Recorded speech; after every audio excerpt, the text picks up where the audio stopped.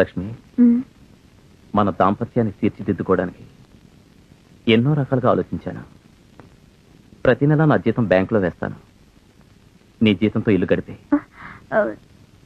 నా జీతంతోనా? నేను ఉద్యోగం రిజైన్ చేశానండి. రిజైన్ చేసావా? ఒక్క మాట నాతో చెప్పకుండా ఎందుకు రిజైన్ చేసావు? క్షమించండి, ముందుగా చెప్తే తాళి కట్టేవారు కదా. అబ్బే, నా ఉద్దేశం అది కాదు లక్ష్మి. సంసారం అంటే భార్యాభర్త పాలు నీళ్ళలా కలిసి బతకాలి, కలిసి ఉద్యోగం చేయాలి. పాలు నీళ్ళలా బతికే కర్మేమిటి? నేను ఉద్యోగం చేస్తే మీకు వేళకు తిండి పెట్టేదెవరు? కావాలంటే వంట మనిషిని పెట్టుకుని జీతం విసిరేద్దాం. ఆ జీతం ఏదో నాకే ఇవ్వండి, ఆఫీస్ పని ఇక్కడే చేస్తాను.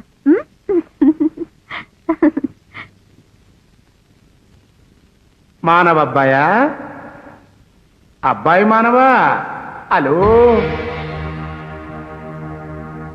ఏయ్, ఉద్యోగం చేసే ఆడది ఉచితంగా దొరికింది కదా అని మురిసిపోయావు. పెళ్ళాం సంపాదన తింటూ పాపాయిలా పడుకోవచ్చని ఆనందపడిపోయావు. చూడు, దేంటోనూ నేను ఇంటర్ఫీర్ అవ్వక్కర్లేదబ్బాయా. మనం పాదం పెడితే చాలు పొజిషన్ మారిపోద్ది. పాపం, ఇక నీకు ఆ శాంతే. అయ్యా, మనం కాసేపు విశ్రాంతి తీసుకుందాం.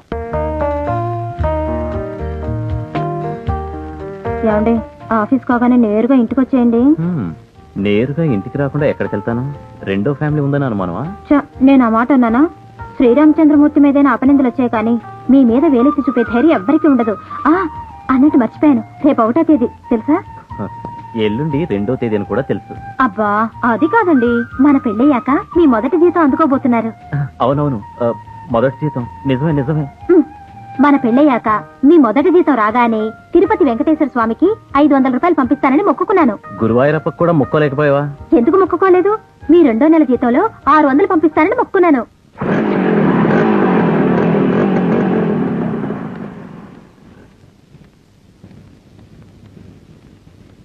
మా ఓనర్ గారు కొత్త గ్యారేజ్ ఓపెన్ చేస్తున్నారు. ఈ స్వీట్ తీసుకోండి. మీ ఓనరా? ఎవరైనా? ఈ టౌన్ మొత్తం famous mechanic Madan Mohan. Madan Mohan? Hello sir, ఈ గ్యారేజ్ మందే. మీ కోఆపరేషన్ కావాలి సార్. నా కోఆపరేషన్ ఏముంటుంది సార్? నాకు మోటార్ బైక్ కాదు కదా, సైకిల్ కూడా లేదు.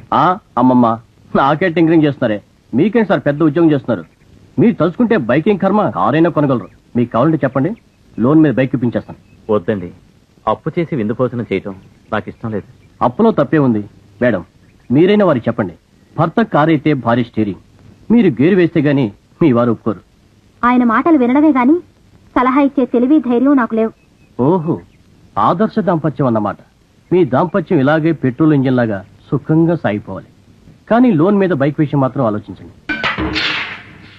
లక్ష్మి, నేను బయలుదేరుతాను. అలాగే, జాగ్రత్తగా వెళ్ళండి. ఇందా లడ్డు.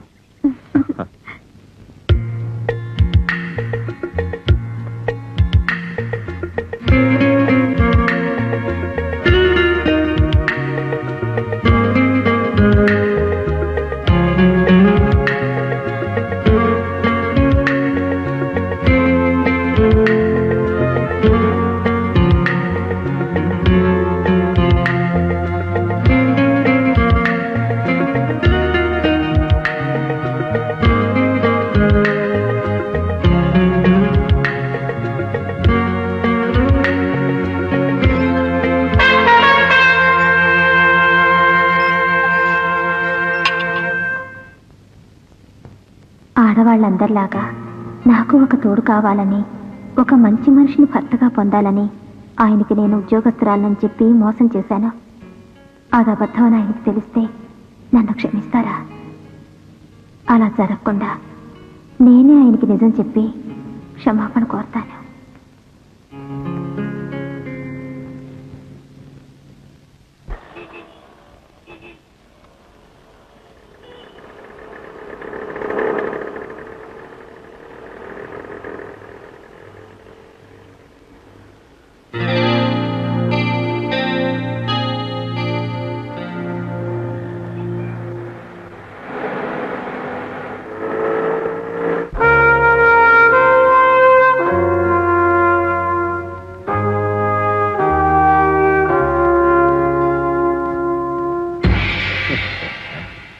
ఎక్కడికి వెళ్ళు, నో వేకెన్సీ.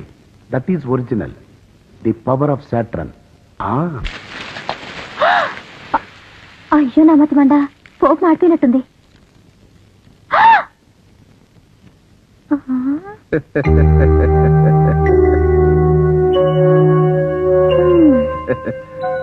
బేజారయ్యావా అమ్మని?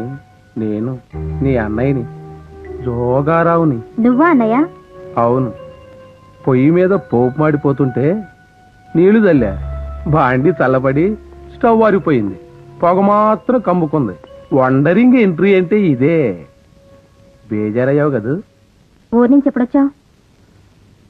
ఏం చెప్పమంటావు అమ్మని, నాన్న పోయాక ఆయన పెన్షన్ పోయింది. పోషించలేక నిన్ను పంపించేశానే కాని నాన్న మొదటి పెళ్ళానికి నువ్వు, రెండో పెళ్ళానికి నేను పుట్టామన్న జలసితో మాత్రం కాదు. నాన్నకు పెళ్ళాలెంతమంది అయినా మనకు మాత్రం నాన్న ఒక్కడే. కొటేషన్ ఎలా ఉంది? నిలబడే ఉన్నావి, పెళ్లి కూర్చో, కాఫీ తెస్తాను. కాఫీనా? వేళగాని వేళలో కాఫీ తాగాల అమ్మని? ఇక్కడికి వచ్చా సరేనా? మంచి పద్యం వినడానికి, మంచి మద్యం తాగడానికి సమయం సందర్భం ఉండక్కర్లా. కొటేషన్ ఎలా ఉంది? అవును, అడగటం మర్చిపోయానే, నీ పొజిషన్ ఏమిటింత వండరింగ్ గా మారింది? చదివింది తక్కువ చదువైనా కానీ కట్నం లేకుండా ఆఫీసర్ ముగుడిని సంపాదించావంటగా. పెళ్లికి ముందు నువ్వు ఒక పెద్ద ఆఫీసర్ అని నీ ముగుడికి టోకరా కొట్టావంటగా. అన్నయ్య, టోకరా కొడితే కొట్టావు గాని బాగున్నావు, నాకు అదే చాలు. నువ్వెన్ని అబద్ధాలాడినా నిజవంతాలాడించే నీ మంచి మొగుడి కాళ్ళు కార్పొరేషన్ నీళ్లతో కడిగినా తప్పు లేదు. అవును, బావగారు ఎక్కడా? అన్నయ్య, ఈ విషయాలన్నీ దయచేసి ఆయన దగ్గరే మాట్లాడద్దు. నా చెల్లి పాలవెల్లి, నీ అదృష్టం నాది కాదా, నా అవసరం నీది కాదా? నీ ఆస్తి అంతా రాసిమ్మంటానా అమ్మని? నాకు కావాల్సింది రోజుకో క్వార్టర్ చికెన్ బిర్యానీ. అవి నువ్వు సర్దేశావనుకో నీ క్షేమం కోసం మత్తులో పడుకుంటాను గాని మనుషులతో మాట్లాడను. నా అదృష్టం కొద్దీ నువ్వు నాకు అన్నగా పుట్టావు. ఛ! అదృష్టం కాదమ్మా, నీ పూర్వజన్మ తపస్సు. ఆ.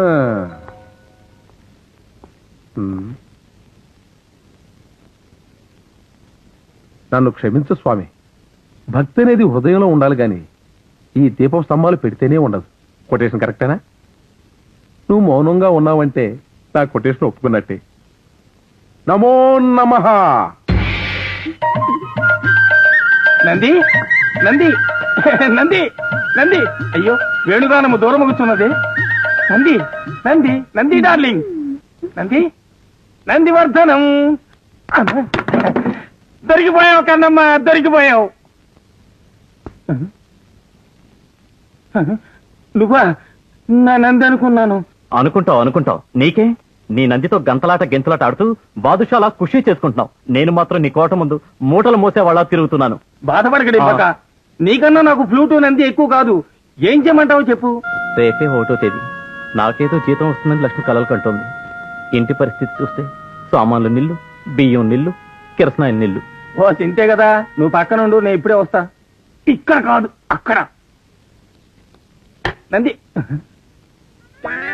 నంది, దొరికిపోయావు కన్నమ్మ, దొంగల దొరికిపోయావు. మాయాలోలా, నీ లీల నాకు తెలియదా? మోసం చేసి గెలిచావు గోపయ్య. ఇందులో మోసం ఏముంది? నీకు ఇష్టం లేకపోతే ఆట ఆపేద్దాం. ఆడే ఆట ఆపితే నాకు ఉద్రేకం వస్తుంది. అయితే గంతలు నువ్వు కట్టుకో, ఫ్లూటు నే వాయిస్తాను. కానీ ఒక్క కోరిక, ఆపకుండా వాయించాలి, లేకపోతే ఉద్రేకం పెరిగి గంతలు విప్పేస్తాను. విప్పేదాకా రానిస్తానా? విప్పకుండానే వాయిస్తాను.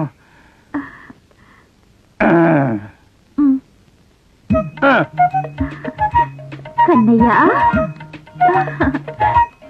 కన్నయ్య దూరికి పో. ఇదిగో వాయించడం ఆపేశావు. లేదు, శృతి మార్చుకుంటున్నాను.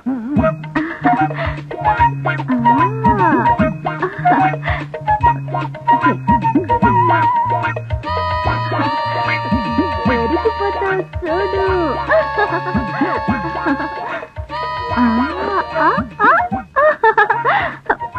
కన్నయ్య, దొరికిపో కన్నయ్య. ఫ్లూట్ బాగా వాయించారా? బ్రహ్మాండం. సరే గాని రేపు మేము హనీమూన్ వెళ్తున్నాం, వచ్చేదాకా జాగ్రత్తగా మేనేజ్ చేయి. ఓకే, ఫ్లూట్ ఇచ్చి. అదిగో మళ్ళీ వాయించడం ఆపేశావు. కన్నయ్య ఫ్లూట్కి 16,000 శృతులు కదా, మళ్ళీ మార్చుకుంటున్నాను శృతి. దొరికిపోయావు. నంది